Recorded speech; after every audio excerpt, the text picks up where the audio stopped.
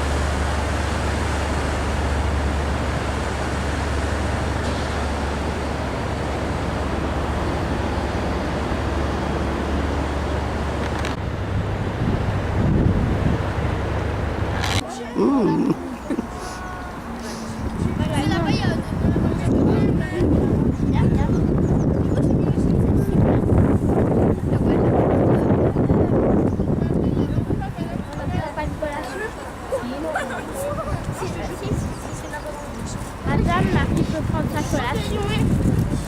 Emma, il s'est rapproché de la sortie. Là.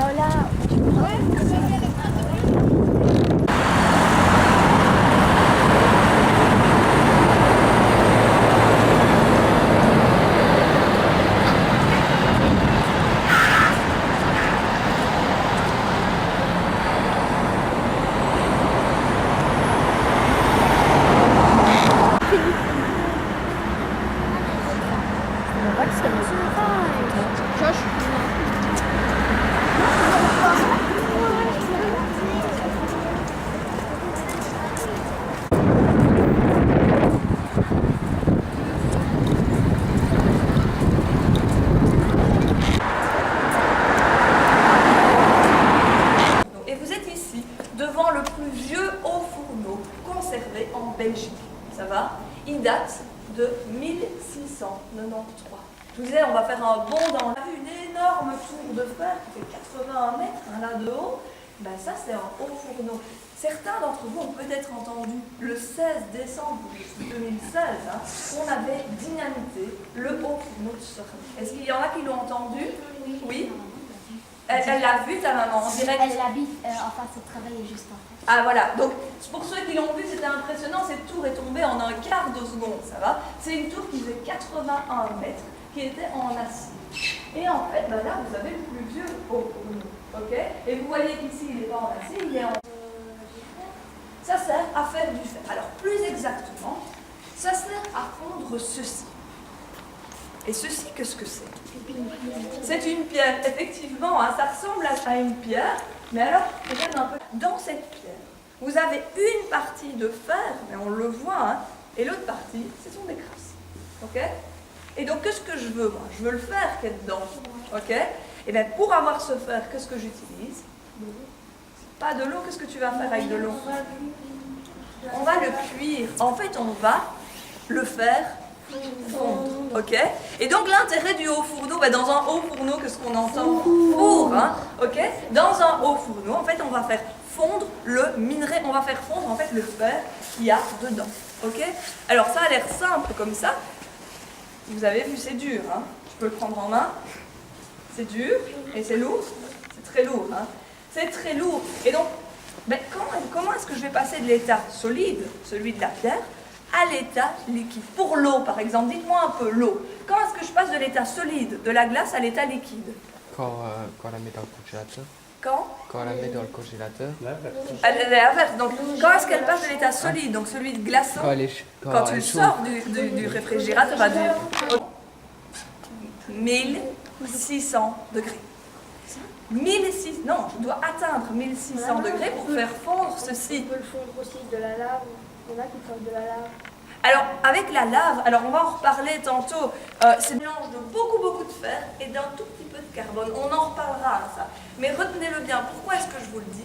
Parce qu'en décembre, quand on a dynamité le haut fourneau, qu'est-ce que j'ai lu dans la presse? Que ce qui sortait d'un haut fourneau, c'est du fer. C'est faux. Ok? Ce qui sort d'un haut fourneau, c'est Le carbone et la fonte. la fonte, hein, donc le carbone et le fer. Et donc il me faudra une deuxième étape qui est là derrière, on va voir tout ça ensemble, pour enlever le carbone. C'est celui de Bonlieu. C'est-à-dire Bonlieu, c'est près de Couvin. Ok, on va le voir sur la carte.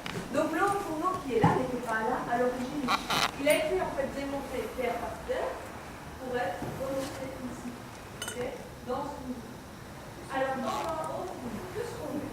Premier ingrédient, vous l'avez vu sur parole. Vous voyez les cours d'eau principaux.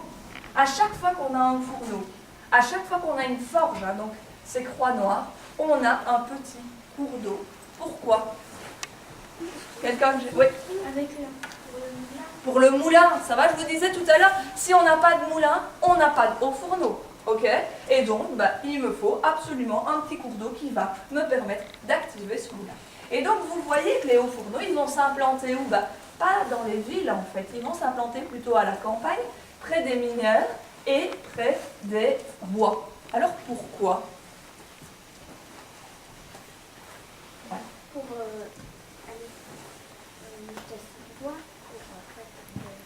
Ça vous dit rien? Ce métier, c'est ce qu'on appelle... Comment est-ce que ça s'appelle ce qu'elle porte sur le dos? Saint-Nicolas amène les cadeaux dedans.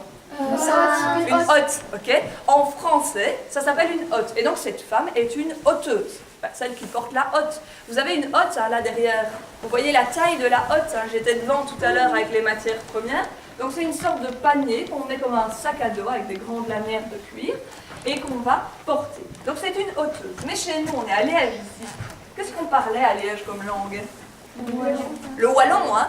Et comment est-ce qu'on appelle en wallon cette dame? Ça s'appelle une botteresse. Alors la botte, c'est pas ça, hein? Vous pouvez le retenir comme ça, c'est un moyen mémotechnique, mais la botteresse, c'est celle qui porte la botte, et la botte, c'est la hotte.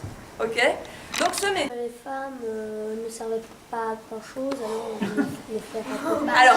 Alors ici, on me dit les femmes ne servaient pas à grand chose. Alors je suis pas vraiment d'accord avec toi, évidemment, mais est-ce que c'est ça la raison? Alors, Les hommes, ils allaient au café et aussi les femmes n'étaient pas vraiment indépendantes. alors, Elles ne pouvaient pas. Ça se rapproche. eh ben, on a une bonne image du monde ici. Hein. Donc les hommes ne foutent rien, ça va, les femmes ne servent à rien, les hommes vont boire. Les femmes ne pouvaient à la base pas travailler, donc quand on leur proposait un métier, elles le faisaient directement. Alors, je reprends tout ce que vous avez dit, ça va? J'ai un bon patron, là par contre, hein. Sauf que le patron n'a pas trouvé la raison. La raison réelle, c'est que moi en tant que patron, moi aussi aujourd'hui je suis un patron, ça va? Ben, soit j'engage un homme, soit j'engage 3 femmes. Pourquoi? Parce qu'en fait, une femme coûte 3 fois moins cher qu'un homme. Et si moi je suis patron, bon, elles vont peut-être porter un peu moins, parce qu'elles sont un peu moins fortes au début, hein, mais c'est quand même plus intéressant que d'engager un homme. Ça va? Donc c'est pas parce que les hommes ne faisaient rien ou les hommes étaient au café, même si c'est sans doute, hein, il y avait ça aussi, toutes ces raisons sans doute existent un petit peu. Effectivement, les femmes n'avaient pas les droits qu'on a aujourd'hui. Et quand je vous parle du salaire, vous avez peut-être déjà entendu aujourd'hui le droit à l'égalité de salaire, à travail égal, salaire égal. Vous avez peut-être déjà entendu ça. Ça, tout ça, c'est des luttes. Hein. Pourquoi? Parce qu'à un moment, les femmes, elles en ont marre d'être sous-payées. Ok? Alors, ces botresses, elles vont porter jusqu'à 40 kilos sur le dos. C'est énorme. C'est absolument. Rappelez-moi ce que c'est. Le fer. Ouais, minerai de fer, charbon de bois, la pierre calcaire. Hein. La pierre calcaire. Alors vous avez tous déjà.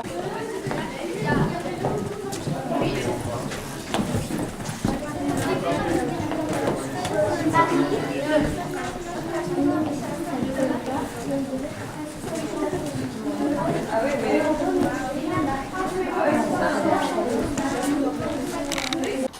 Et qu'est-ce que ça va faire? Ben, vous m'avez dit tantôt, ah, c'est comme le barbecue là. Comment est-ce que ça s'appelle ça? Un soufflet, ok? Et donc ça va permettre d'envoyer, ben, vous voyez les deux gros soufflets, on va avoir beaucoup d'oxygène et puis plus du tout. Beaucoup d'oxygène et puis plus du tout. Ici, on va avoir un système qui permet d'avoir toujours de l'oxygène. Alors toujours, ça c'est une sorte de grosse marmite. Et on voit ici, ben, ce qu'on voyait avant, c'était là où la fonte devenait liquide. Vous vous souvenez de ce que c'est la fonte? Oui. Alors dites. Du fer avec carbone. Du carbone. En fait, c'est 95% de fer, 5% de carbone qui manque. Ok? Alors, comment est-ce que ça se passe? Mais moi, je suis maître fondeur, ok? Et à l'œil, je me dis, ah, elle est bien ma fonte, ok? Ici, j'ai un bouchon qui était un bouchon de terre, mais avec la chaleur, la terre, elle va durcir. Ça va? J'ai un bouchon qui est dur. Ici, par terre, j'ai du sable. Ça va? J'ai du sable. Vous avez tous fait des châteaux de sable. Hein? Ben ici, on va faire une rigole de sable. Ça va? On va faire une rigole dans le sable. On va creuser et on va faire un petit moule. Je prends cet outil-là. Alors, où est-ce qu'il est mon outil? Là, voilà. Je prends cet outil-là. Ce qu'on appelle un ringard. Facile à retenir. Hein? Un ringard, aujourd'hui, c'est quelqu'un qui n'est pas tellement à la mode. Ok? Ben donc, ça s'appelle pareil, ça s'écrit pareil. Je vais prendre mon ringard et je vais aller casser mon bouchon. Et tantôt, vous me parliez de la lave. Hein? Ben, comme de la lave, la fonte, elle va sortir. Ok? Elle va sortir et elle va durcir, évidemment, parce que là, on est à 1600 degrés. Ici, évidemment, il faisait plus chaud qu'aujourd'hui, évidemment, avec la chaleur qui sort. Alors, est-ce que ça débordait? Bon, évidemment, ils avaient quand même l'œil de pouvoir creuser assez. Et donc, déjà, le sol, si tu regardes bien, le sol, il penche. Ça va? Donc, ça va se mettre. Et en général, il s'avère là. Et dans le fond de ces cheminées, eh ben, en fait, on mettait des plaques comme ça. En fonte, on peut aussi faire, ben, vous allez voir, qui sont très lourdes. Si je la fais tomber par terre, elle extrait la chaleur grâce au carbone. Okay? Elle retient la chaleur. Ben, c'est pour ça qu'on l'utilise dans des plaques de cheminée. On utilisait ça, c'était en fonte. Pourquoi? Parce que ça retenait la chaleur. Ouais, ben, ça c'est l'avantage. Là, vous avez des soufflets. Ça va? Vous avez deux soufflets et vous vous souvenez, hein, le soufflet va permettre d'envoyer de l'oxygène qui va raviver le feu, qui va alimenter le feu. Mais pas seulement. Vous vous souvenez de ma fonte? C'est 5%. Ça va? Ceci, c'est quoi? C'est un marteau. Un énorme marteau, effectivement. Et donc l'énorme marteau que vous voyez là, ben, va venir frapper le fer, hein, la loupe de fer, et en faire ben, un petit lingot. Ok? Alors, ce que vous avez là, et là, vous êtes de la région. Hein. Donc ici, je vous dis, ah ben j'ai maqué quelqu'un à la récré. Qu'est-ce que je vous dis là?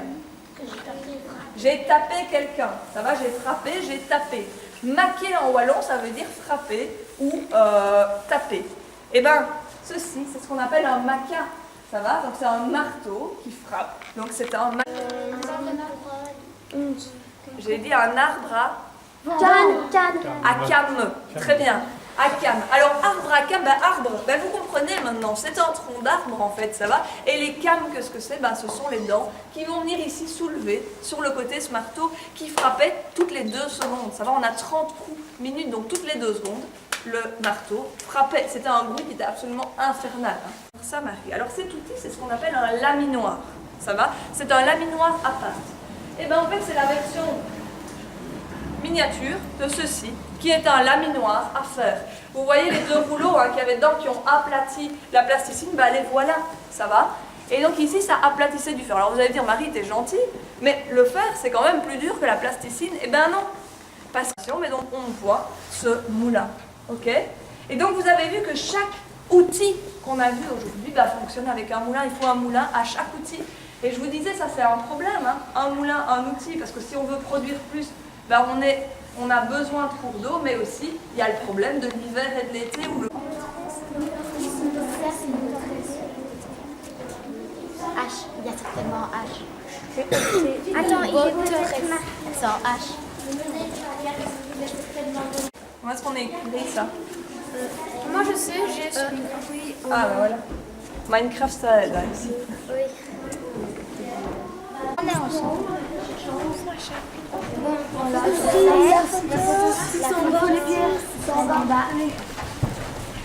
On court.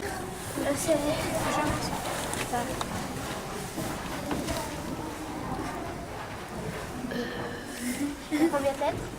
Il y en a 1, 2, 3, 4, 5, 6, 7, espace, 2 lettres, espace, 1, 2, 3.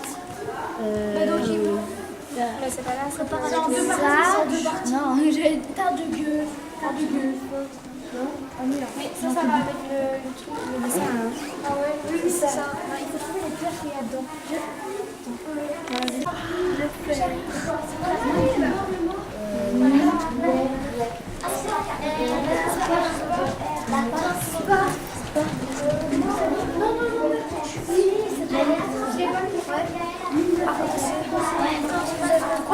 C'est en bas ça. Attends, faut vérifier. Les lettres, ça va, qui ne sont pas dans l'ordre, et essayez sans, je ne vous donne pas d'indice pour le moment parce que vous êtes trop en avance par rapport aux autres, de trouver le mot.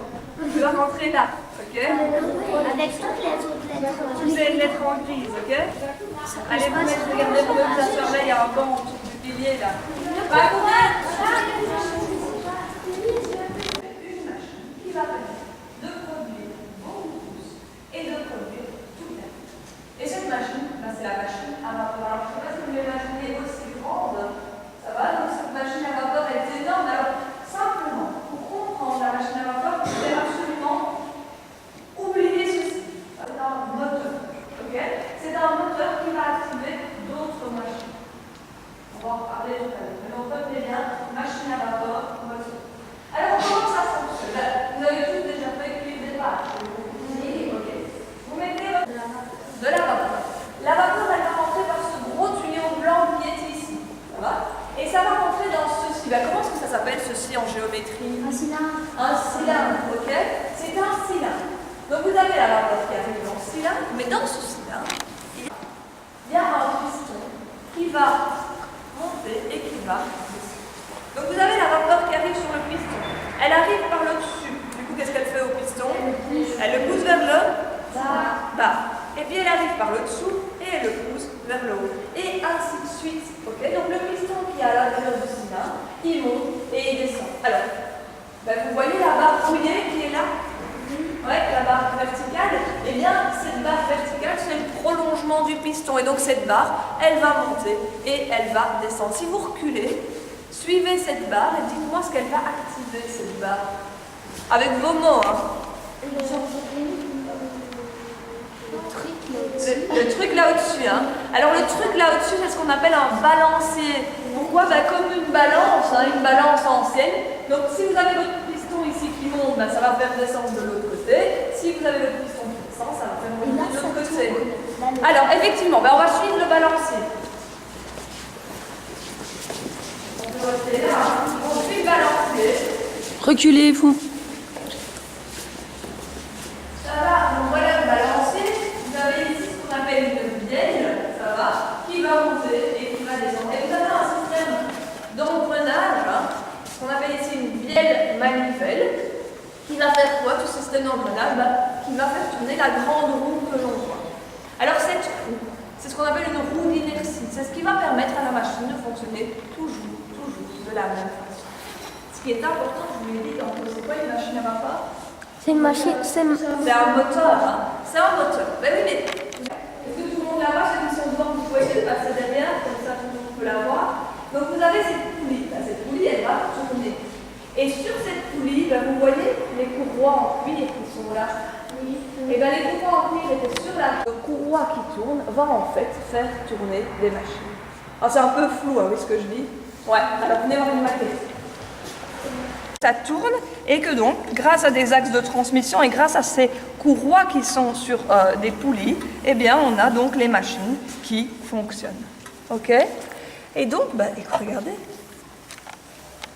Une coquille, alors qui maintenant ne s'appelle plus vraiment comme ça, mais effectivement, ce monsieur qui s'appelle John Cochrane, alors je vous le dis comme ça, mais si je vous dis John Cochrane, il est de quelle nationalité? Pas américain, anglais, ça va? L'Amérique à ce moment-là, elle est à la traîne d'un point de vue des techniques. Donc, je vous ai dit, bah, la machine à vapeur, on l'a inventée où? Alors, on l'a inventée en Écosse, mais il est déjà venu en Belgique. Et il est arrivé à Verviers. Je ne sais pas si vous connaissez Verviers. Oui. Et donc, il est arrivé à Verviers et il a amené à Verviers la mécanisation de tous les outils textiles. Donc, pour faire du tissu, pour faire de la laine, et Verviers est la capitale de la laine, ben, comment est-ce qu'on faisait avant? Ben, c'était à la main. Et à la Prince-Évêque, qui est là, il n'y a rien autour. Donc, quand John Cochrane, il y a 200 ans, s'installe, c'est la pleine campagne. Alors, pourquoi est-ce que je vous dis ça? Ben, le château des Princes-Évêques, ça vous dit quelque chose, ça? Oui. Vous allez me dire, ben oui, mais Serein, c'est la ville. Ben non, à ce moment-là, il n'y a que le château. Et John Cochrane va acheter ce château et il va créer son usine. Alors, il va créer son usine. Est-ce que, juste derrière toi, il y a le sachet? Ouais. Cochrane? Non. En fait, c'est un moyen mémotechnique, ça va vous permettre de retenir que c'est Cochrane qui a amené le coq, mais ça ne s'écrit pas de la même façon. Le coq, c'est C-O-K-E. Cochrane, c'est C-O-C-K. Ça va? Donc, c'est un moyen mémotechnique, mais c'est un hasard. Ça a déjà été inventé un siècle avant en Angleterre. Oui? Mais dans le chameau, il y a un fourneau, ça va? Des hauts fourneaux, on passe dans les foyers qui vont transformer la fonte en fer. Et puis alors, tous ces ateliers-là, c'est là où on va faire les machines à vapeur. Alors, John Cochrane, c'est un très très bon entrepreneur. Lui, il va faire les machines à vapeur, mais il va se rendre compte, parce qu'il est toujours au courant, il sait ce qui se passe en Angleterre, hein, John Cochrane. Il a des sortes d'espions. On parle d'espionnage industriel, ben, autant John Cochrane, de la même façon, il envoyait ses bras droits en disant on va voir ce qui se passe en Angleterre, parce que j'ai l'impression qu'ils sont toujours à la pointe l'Angleterre. Okay? Et donc, ces espions industriels vont aller en Angleterre et vont se rendre compte qu'on invente le train. Le train est inventé en Angleterre. Et donc, John Cochrane, qu'est-ce qu'il va faire? Ben, il va dire moi, je vais vendre les rails, les locomotives et les wagons. Et c'est lui qui va vendre à l'État belge les locomotives, les wagons et les rails. Merci. On a coupé le moteur, vous avez 4 cylindres. 1, 2, 3 et 4. Ça va? Donc les cylindres sont coupés. À l'intérieur de ce cylindre, qu'est-ce qu'on voit? Les pistons qui montent et qui descendent. Et puis vous avez l'étincelle. Ça va? L'étincelle qui va être faite, qui va faire exploser, et donc le piston va redescendre. Le piston va redescendre et donc après vous avez ici du combustible qui a brûlé, qui va être échappé, ça va, les gaz d'échappement, qui va être échappé, qui va sortir du cylindre. Donc vous avez en 4 temps, quand on met le combustible, quand il est compressé, quand il explose et quand il est détendu, quand en fait on sort le combustible qui a brûlé. Donc vous avez...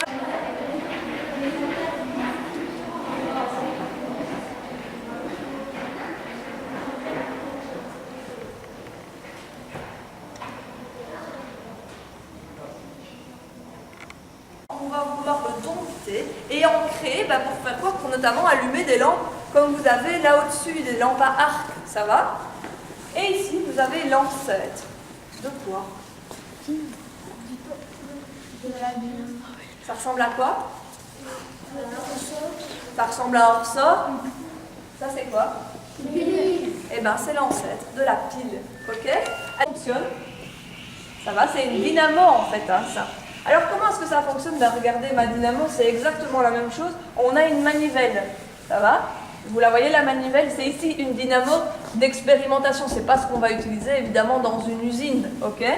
Mais donc ici, on a une manivelle qui fonctionne à la main. Vous avez ici, vous voyez le fer à cheval qui est là? C'est ce qu'on appelle, c'est un aimant. Ça va? C'est un énorme aimant, ce que vous avez sur vos frigos, mais en grand. Ça va? Et vous avez ici, vous le voyez de l'autre côté aussi, un cœur de fer sur lequel on a plein d'éléments qui sont tressés. Vous le voyez ça? Oui? Et bien vous allez avoir en fait un échange entre cet énorme fer à cheval d'aimant et ce cœur de fer. Et cet échange, ben, vous vous souvenez à mon échange tantôt, donc ce mouvement va en fait créer de l'électricité à la sortie. Ça va? Et donc ça, c'est l'invention de zénogramme. Alors, c'est ce que je vous disais, ce genre d'invention, enfin ce genre de machine n'est pas utilisé en usine, hein, c'est une machine ici de démonstration, mais on a des machines comme ça, qui sont des machines industrielles et qui ne fonctionnent plus à la main. Mais qu'est-ce qui va faire tourner la dynamo? Ben, ce sont des courroies qui vont fonctionner grâce à une machine à vapeur ou une machine à explosion. Ça va? Donc c'est plus quelqu'un qui va le faire tourner, c'est un moteur qui va le faire tourner. Oui.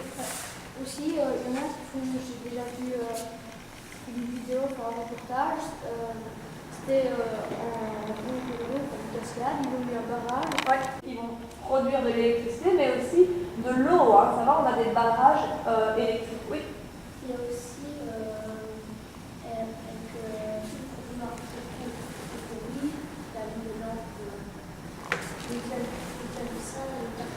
Vous vous souvenez des 360 piles mises en batterie dans une pièce qui est grande comme ça? Ben voilà ce qui va remplacer ces piles-là.